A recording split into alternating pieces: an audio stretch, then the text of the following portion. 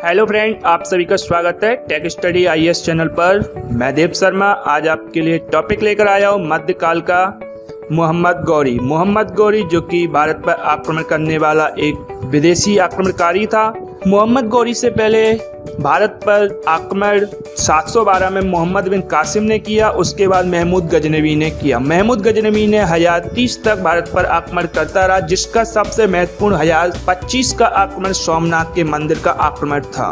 उसके बाद में 1030 में महमूद गजनवी की मृत्यु हो गई, जिसके बाद 1175 तक लगभग भारत को 1.5 सदी के अंतराल के बाद भी भारत की जो राजनीतिक अस्थिरता थी उस पर भारत के राजाओं ने विचार नहीं किया, जिसका लाभ मोहम्मद गौरी ने द्वारा भारत पर किया और अपने साम्राज्य का विस्तार किया। चलिए देखते हैं मोहम्मद गौरी का इतिहास। मोहम्मद गौरी का इतिहास जो कि 1149 से 1206 तक है। मोहम्मद गौरी जो कि गौर वंश का शासक था। गौर वंश जिसका उदय 12वीं शताब्दी के मध्य हुआ था। 12वीं शताब्दी के मध्य जिसका गौरी साम्राज्य था, उसका आधार था उत्तर पश्चिम अफगानिस्तान। गौरी साम्राज्य की नींव किसने रखी? गौरी साम्राज्य की नींव अलाउद्दीन जहां सोज ने रखी। अलाउद्दीन जहां सोज की मृत्यु के बाद उसका पुत्र सैफुद्दीन गद्दी पर बैठा। जो गौरी साम्राज्य था वे गजनी के अधीन था। मोहम्मद गौरी गजनी तथा हेरात के मध्य स्थित एक छोटे पहाड़ी क्षेत्र गौर प्रदेश का शासक था। मोहम्मद गौरी संशबनी वंश का शासक था, जिसका पूरा नाम शिहाबुद्दीन मोहम्मद गौरी था। शिहाबुद्दीन मोहम्मद गौरी का बड़ा भाई गयासुद्दीन मोहम्मद गौरी था। गयासुद्दीन मोहम्मद गौरी ने 1163 में गौर को अपनी राजधानी बनाकर स्वतंत्र राज्य स्थापित किया था। उसके बाद 10 साल के बाद 1173 में गयासुद्दीन ने अपने छोटे भाई मोहम्मद गौरी को गौर का क्षेत्र सौंप दिया और स्वयं गजनी पर अधिकार कर ख्वारिज्म के विरुद्ध संघर्ष शुरू कर दिया। उसने आप चित्र के माध्यम से देख सकते हैं, यह है मोहम्मद गौरी। मोहम्मद गौरी जो कि एक शक्तिशाली शासक था जिसने भारत की ओर प्रस्थान करना प्रारंभ किया। मोहम्मद गौरी एक अफगान का सेनापति था और एक महान विजेता और सैन्य का संचालक भी था, यानी कि वे महान विजेता के साथ साथ अपनी सेना को चलाने में भी सक्षम था। चलिए देखते हैं आगे मोहम्मद गौरी के भारत पर आक्रमण के बारे में देखते हैं। उससे पहले हम जानेंगे कि मोहम्मद गौरी का भारत पर आक्रमण करने का मेन उद्देश्य क्या था।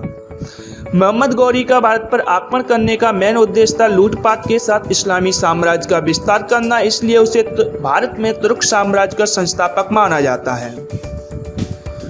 मोहम्मद गौरी का जो पहला आक्रमण हुआ था वह 1175 में मुल्तान पर किया था। इस समय वहां के शिया मत को मानने वाले मुसलमान करामाती मुसलमान शासन कर रहे थे और ये करामाती मुसलमान पहले बौद्ध थे और 1175 में मोहम्मद गौरी ने मुल्तान पर अपनी जीत हासिल की।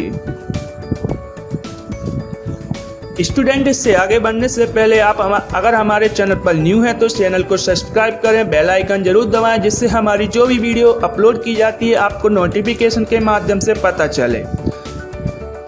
चलिए हम देखते हैं मोहम्मद गौरी के आक्रमण। मोहम्मद गौरी का आक्रमण जो कि 1178 में दूसरा आक्रमण गुजरात पर उसने किया, जो कि वहां का शासक मूलराज द्वितीय था। मूलराज द्वितीय की पत्नी का नाम था नायका देवी, जिसने उसे आबू पर्वत की तलहटी में पराजित किया था।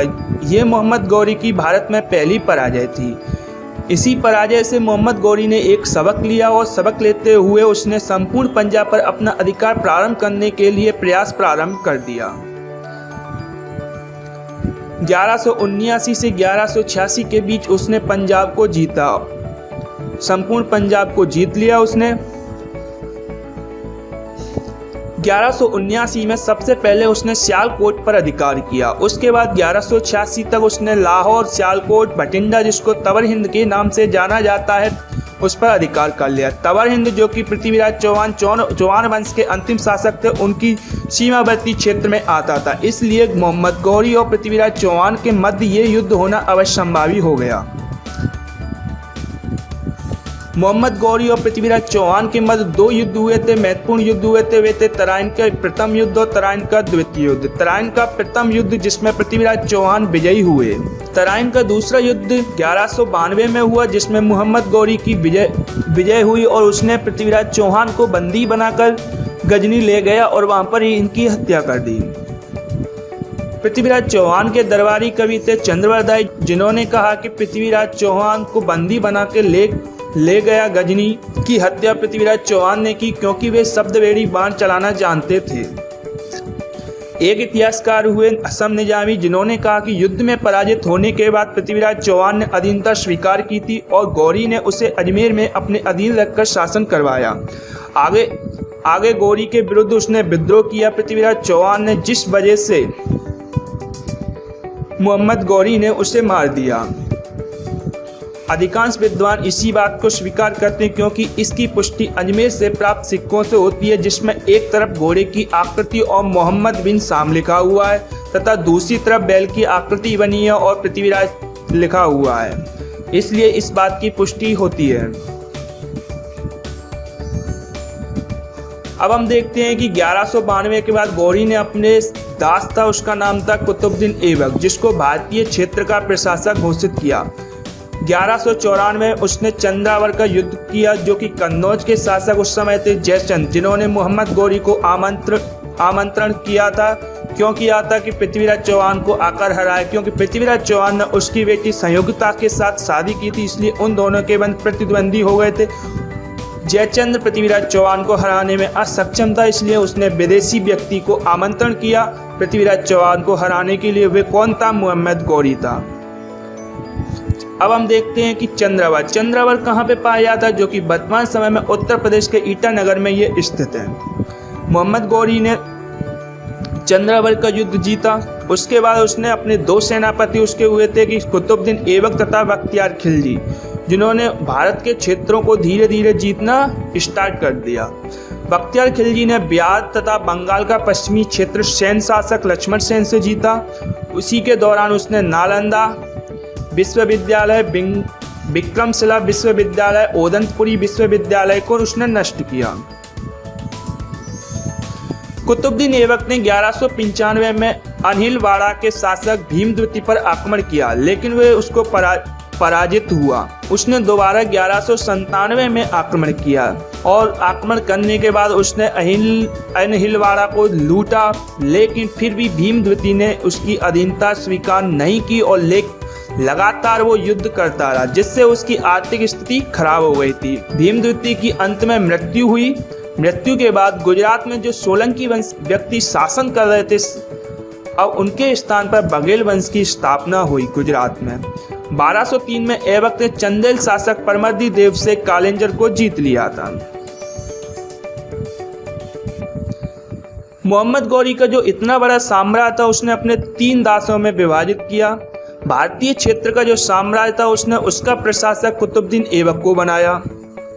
दूसरा उसका क्षेत्र था गजनी क्षेत्र का, उसका प्रशासक उसने ताजुद्दीन एल्दोज को बनाया। तीसरा उसका क्षेत्र था उच्च तथा सिंध पाकिस्तान, उसका प्रशासक नासिरुद्दीन कुवाचा को बनाया। उसके बाद 1206 में मोहम्मद गौरी की मृत्यु हो गई। इसी प्रकार स्टूडेंट हमारी वीडियो यहाँ पर समाप्त होती है। उम्मीद है आपको हमारी वीडियो अच्छी लगी होगी, तो लाइक एंड शेयर करना बिल्कुल ना भूलें और कमेंट बॉक्स के माध्यम से हमें ज़रूर बताएं कि आपको हमारी वीडियो कैसी लगी।